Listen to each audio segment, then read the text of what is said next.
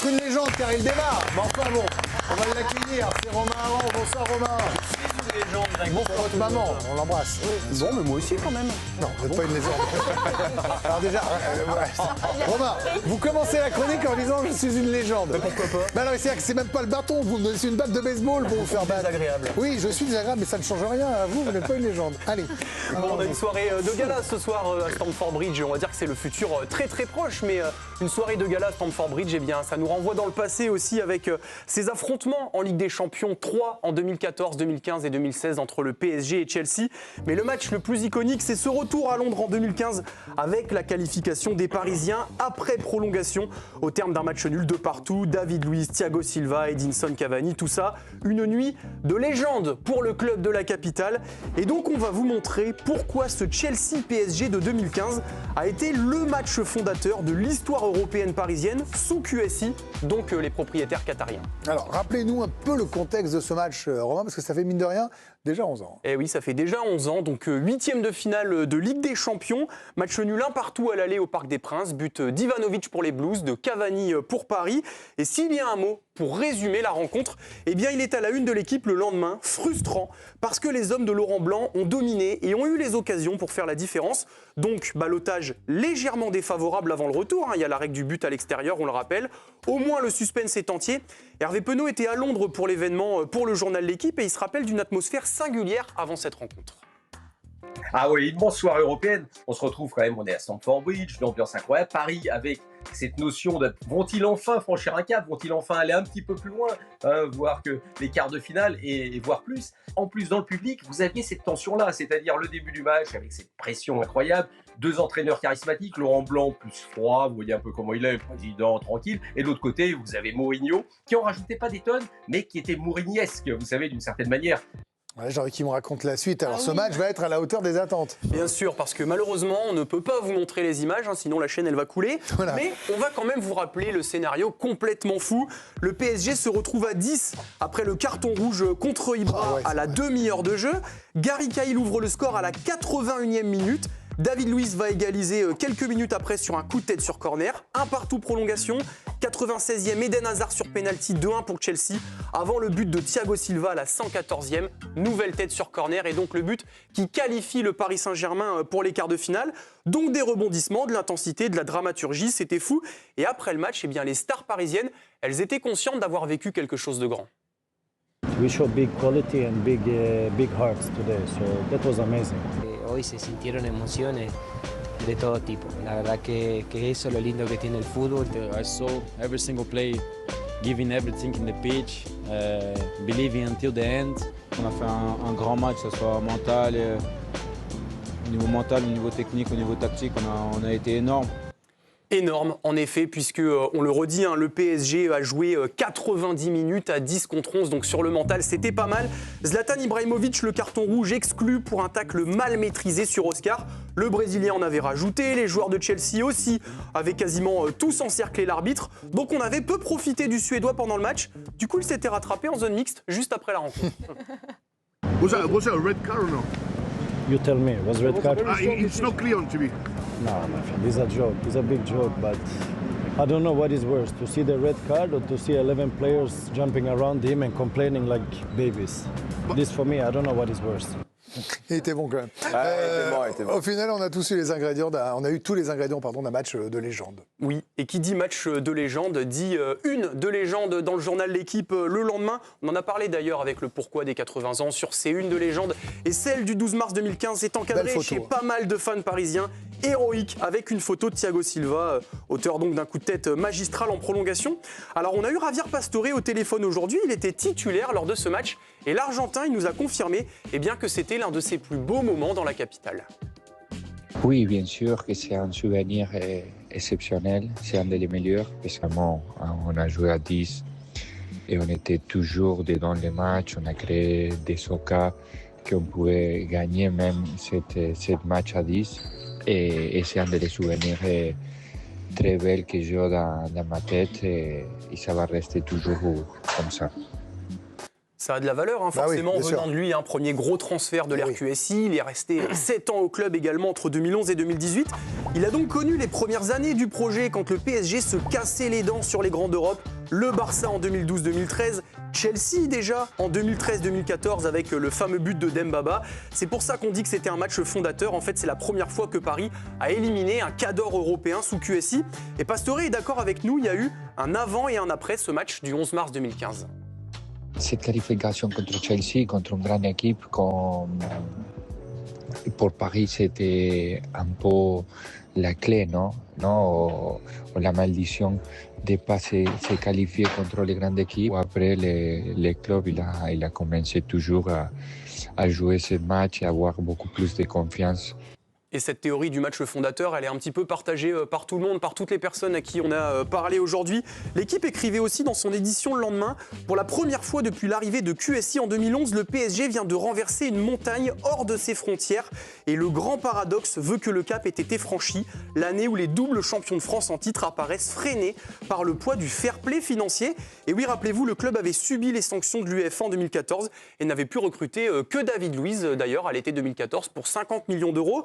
Nasser Al-Khelaifi et les dirigeants étaient pointés du doigt. Et l'envoyé spécial de l'époque pour la chaîne L'Équipe, Pierre Niguet, avait d'ailleurs souligné l'émotion particulière du président parisien après cette soirée. On a pu s'apercevoir que c'est un match qui peut faire un petit peu tournant pour l'histoire du Paris Saint-Germain. J'en veux pour preuve la sortie de Blaise Matuidi, épuisé tout comme Marco Verratti, sur le but de David Luiz. Cette égalisation synonyme de prolongation. On a vu Blaise Matuidi quasiment pleurer avec la tension emmagasinée. On a vu un Marco Verratti sauter de joie dans tous les sens. Nasser Al-Khelaifi au coup de sifflet final, c'était il y a 3 minutes. J'ai quitté le stade au moment où il se levait. Il y avait aussi les yeux qui brillaient. On a vraiment vécu un moment très particulier ici à Stamford Bridge ce soir. Alors évidemment, on n'ira pas jusqu'à affirmer mordicus qu'il n'y aurait pas eu de victoire en Ligue des Champions l'an dernier sans cette soirée de mars 2015. Mais l'histoire du foot montre que les grandes équipes et les grands clubs se construisent pas à pas. Et bien pour le Paris Saint-Germain, Londres a été une étape importante sur le chemin de la gloire. Merci Romain, merci à Victor et Baptiste aujourd'hui.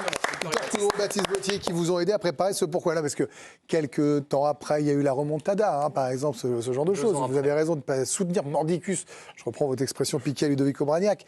Mais là, Jérôme Alonso, pour un supporter du PSG, c'est la première énorme, immense émotion sous QSI. C'est-à-dire que c'est un match qui, normalement, est perdu 200 fois, celui-là. Ouais, j'aurais dit plus étape que fondateur. C'est vrai qu'il y a la remontada après, il y a Manchester United, rappelez-vous, le pénalty à la dernière minute. Alors, pour les supporters et pour les suiveurs, en revanche, c'est vrai que dans ce match, t'es mort, rappelez-vous. Tu perds un 0 et t'es 10. T'es mort normalement dans ce match. Contre une énorme équipe. À l'époque, contre une très. C'est pas le Chelsea d'aujourd'hui. C'est le Chelsea de Mourinho, il faut se souvenir, quoi. Mais si on parle de match fondateur, moi j'irais peut-être plus sur au Final 8 Bergame. Vous vous rappelez ce match Bergame, bien sûr. Qui t'amène après en finale, quelques jours après. 90e, ils sont menés. Et là, par contre, il t'amène vers ta première finale, donc ça débloque un peu un truc. Mais effectivement, pour les supporters du PSG et même pour QSI, je trouve. Même pour QSI, c'est la première prise de guerre un peu, ce match-là. Tu vois, plus que fondateur, c'est une étape très importante. Pour moi, fondateur, c'est plus Atalanta au Final 8. Alors après, Benoît, il y a aussi l'histoire folle qui veut que ce sont des défenseurs qui marquent sur des coups de pied arrêtés en Angleterre. J'allais dire, il n'y a rien qui va. Mais enfin, si, c'est tout ce qui fait un scénario de légende. Vous avez souvenir d'avoir vécu des matchs comme ça qui doivent se passer à l'endroit, qui se font à l'envers et qui se reterminent à l'endroit ? Alors là, à ce moment-là, non, mais c'est vrai que moi, je me souviens de ce fameux match du rouge de Ibra. Qui n'était pas très mérité. Ouais, il est litigieux. À l'époque, c'était la grosse équipe. Chelsea, il y avait Fabregas, il y avait Oscar, il y avait Eden Hazard, Diogo Costa devant. Il y avait Courtois, non ? Oui, il y avait Courtois, Courtois, Hazard, Costa déjà. Il y avait Kaïteri, Aspilicueta, il y avait une grosse équipe. Puis sur le banc, il y avait Drogba, il y avait Willian. C'était la grosse équipe. Tu te dis, tu perds 1-0 contre Chelsea, chez eux, en plus à 10. Et là, effectivement, ils ont montré beaucoup de choses. Ils ont montré beaucoup de solidarité, d'abnégation. Et à l'image de Blaise Matuidi, où il ressort, il est rincé, parce qu'il a couru comme un acharné, comme il a toujours fait. Mais c'est vrai que sur ce genre de matchs qui sont toujours serrés, généralement, les coups de pied arrêtés, c'est ce qui débloque les matchs. Voilà. Et puis, effectivement, Thiago Silva, David Luiz, ce sont des joueurs qui, sur les coups de pied arrêtés, sont très importants. Ils l'ont toujours été. Ils ont beaucoup marqué de buts comme ça, notamment Thiago Silva. Donc c'est vrai que c'était un match, c'est vrai que fondateur, c'est un peu fort pour moi, mais match à étapes, un déclic, comme l'a aussi été City avant de remporter la Champions League. Ouais, c'est des matchs déclic, des matchs importants contre des grosses équipes qui vous permettent d'avancer et de rentrer aussi dans l'histoire. Finalement, oui, il a été fondateur, mais quelque part à retardement, parce que, et il l'a rappelé Jérôme, ensuite, le Paris Saint-Germain, c'était ils ont été cabossés, les quarts de finale. Mais derrière, en fait, il n'y a pas eu de step suivant. Parce que oui, il y a eu les remontadas, le match contre Manchester United, etc. mais ils n'arrivaient jamais à passer le cut d'aller dans le dernier carré de la Ligue des Champions. Il a fallu quand même attendre le fameux Final 8, qui est devenu après le Final 4. En tout cas, voilà, qu'ils attendent 2020, soit 6 saisons après, pour atteindre le dernier carré, et puis la finale perdue face au Bayern Munich. Donc c'est fondateur, mais quelque part à retardement quand même. Et moi, c'est pour ça que j'insiste sur cette notion de supporter. Hein, c'est comme ça que je vous avais lancé, parce que Séverine, c'est vrai que pour les supporters, c'est la première grande joie sous QSI, parce qu'il y avait eu... Alors bien sûr, vous battez Valence, c'est une équipe que le PSG n'aurait jamais battue avant ses nouveaux moyens, même Leverkusen, même sortir de poule, même jouer la Ligue des Champions, tout ça, on est bien d'accord. Mais est-ce que pour vous, c'est un des plus beaux matchs que vous avez vu de ce PSG sous QSI? Est-ce que c'est un souvenir qui vous a marqué? Moi, ça m'a vraiment marqué. Et moi, je suis tout à fait d'accord avec toi sur le mot fondateur, parce qu'il peut y avoir déjà plusieurs matchs fondateurs en plus. Et avec le temps aussi, moi, je rejoins complètement Raphaël. Parce qu'en fait, ce match, c'est la première émotion pour les supporters sous QSI, clairement. Tu bats une équipe qui a déjà gagné la Ligue des Champions, donc qui sait gagner la Ligue des Champions. Tu bats une équipe, je suis désolée, qui est a priori potentiellement plus forte que toi. Il y a quand même des sacrés noms des deux côtés. Exactement, des deux côtés, oui, mais Chelsea, voilà, ils ont l'expérience européenne, etc. Toi, tu l'as beaucoup moins. Et Mourinho. Et Mourinho, en plus, qui sait gagner des trophées, on le sait. Donc, il sait très bien faire ça. Et donc, pour moi, en ça, c'est fondateur parce qu'ils disent, OK, on a ça, on peut s'appuyer là-dessus pour travailler pour le futur et pour aller gagner des prochaines compétitions. Et l'émotion, parce que tu as un scénario qui est juste fou avec cette prolongation. Tu as ce penalty d'Eden et puis cette tête en toute fin de rencontre. Donc c'est en ça en fait aussi que ce match... Le scénario permet ça. Le scénario le permet. Donc moi c'est pour ça que je te rejoins complètement dans ta chronique que j'ai trouvé très bonne. Merci. Et donc moi, pour moi... Ça va aller vous deux là? Non mais c'est vrai, c'est un match fondateur pour ça. Pour les émotions, le scénario et pour tout ce que ça implique. Et puis, il y avait aussi plein de petites histoires autour de ce match. On parlait de José Mourinho qui a fait du José Mourinho déjà avant d'affronter le Paris Saint-Germain. Il avait déclaré avant le tirage qu'il préférait prendre le PSG, soi-disant pour ses liens avec certains supporters parisiens, alors que la vérité, elle est tout autre, c'est qu'il les avait battus la saison d'avant. Ce à quoi avait peu goûté Thiago Silva. Il était revenu sur cet épisode après le match. Avant le tirage, il lui a dit qu'il préfère prendre Paris Saint-Germain parce qu'il est proche pour le supporter, mais je pense que ce n'est pas pour ça. Je pense que c'est pour l'an dernier qu'ils ont éliminé Paris Saint-Germain. Je pense que c'est juste pour ça. On a beaucoup de respect pour Mourinho, beaucoup de respect pour cette équipe de Chelsea, mais je pense que la part de Mourinho, il a manqué un peu. Il n'y avait pas que ça avec José Mourinho qui, lui, savait bien utiliser son expérience pour le coup. Il avait aussi mis la pression sur l'arbitre de la rencontre. L'arbitre néerlandais Kuipers avant le match retour.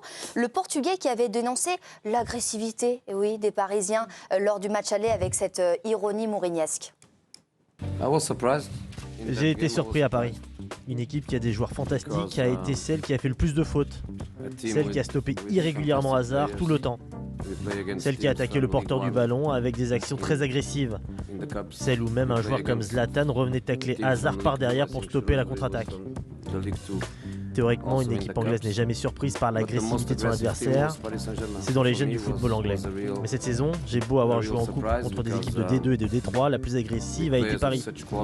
Je m'attendais à plus de football et à moins d'agressivité. Et derrière, un journaliste lui demande, c'est une façon de faire passer un message à l'arbitre, c'est lui qui répond, ah non, pas du tout.